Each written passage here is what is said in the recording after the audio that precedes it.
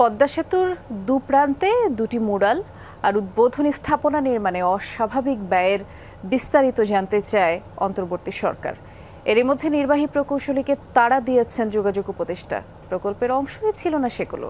উদ্বোধনের তাড়াহুড়োয় কোনো রকম টেন্ডার ছাড়াই এমন এক প্রতিষ্ঠানকে কাজ দেয়া হয় যারা ঘটিয়েছিল রূপপুর পারমাণবিক বিদ্যুৎ কেন্দ্রের বালিশ কাণ্ড। পুরো টাকা তুলেও নিয়েছে প্রতিষ্ঠানটি।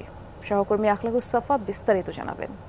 Peanut butter ও ভিটামিন ই সমৃদ্ধ Lily glam beauty soap. Lily, always beautiful. 2022-এর 25 জুন দিনভর জমকালো অনুষ্ঠানের মধ্য দিয়ে পদ্মা সেতুর উদ্বোধন করেন তখনকার প্রধানমন্ত্রী শেখ হাসিনা। উদ্বোধনের আগে তড়িঘড়ি করে সেতুর দুপ্রান্তে নির্মাণ করা হয় উদ্বোধনী কমপ্লেক্স। তাতে একটি করে মুরাল ও উদ্বোধনের ফলক, চারপাশে বেদি, সামনে ফোয়ারা। মাওয়া প্রান্তে কয়েকটি ও জাজিরায় ইস্পাতের তৈরি মাছের ভাস্কর্য রয়েছে। দুই প্রান্তে বঙ্গবন্ধু ও শেখ হাসিনার দুটি মুরালের উচ্চতা ছিল মোট 6,642 বর্গফুট। খরচ আকাশচুম্বী।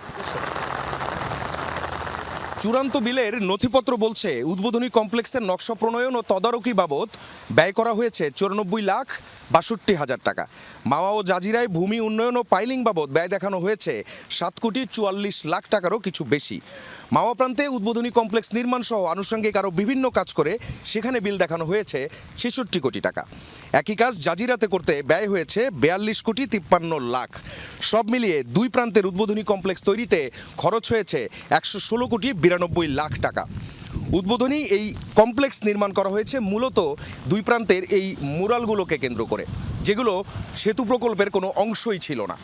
সরকার পতনের পর মুরালের এই ছবিগুলো মুছে দেয়া হয়েছে। মুরাল দুটির নির্মাণ ব্যয় দেখানো হয় সেতু প্রকল্পের নদী শাসনের অংশ থেকে। তৎকালীন সড়ক পরিবহন ও সেতুমন্ত্রী ওবায়দুল কাদেরের নির্দেশে সে কাজ দেয়া হয় ঠিকাদারি প্রতিষ্ঠান মজিদ সন্স অ্যান্ড কনস্ট্রাকশনকে। প্রতিষ্ঠানটি এখন ঠিকানা বদলে অন্য জায়গায় চলে এসেছে। এই সেই প্রতিষ্ঠান যারা রূপপুর পারমাণবিক বিদ্যুৎ কেন্দ্রে বালিশকাণ্ড ঘটিয়েছিল। এক একটি বালিশের খরচ দেখিয়েছিল 6,000 টাকা, আর সেই বালিশ উপরে উঠানোর খরচ দেখিয়েছিল 800 টাকা করে মজুরি। একই প্রতিষ্ঠান রাজশাহী বিশ্ববিদ্যালয়ের 10 তলা একটি হল নির্মাণ করে, যার ছাদ ধসে যায় একাংশ। এমন সমালোচিত একটি প্রতিষ্ঠানকে কি করে ওই কাজ দেয়া হয়েছিল তড়িঘড়ি করে, তাও আবার টেন্ডার ছাড়া?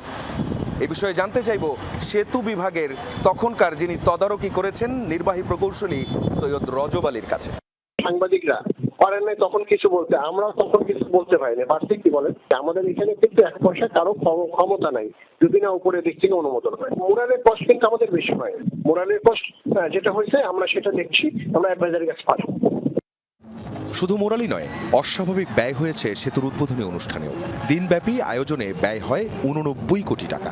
এক্ষেত্রেও উন্মুক্ত দরপত্রে কাজ হয়নি। আখলাকুস সাফা, যমুনা নিউজ, ঢাকা।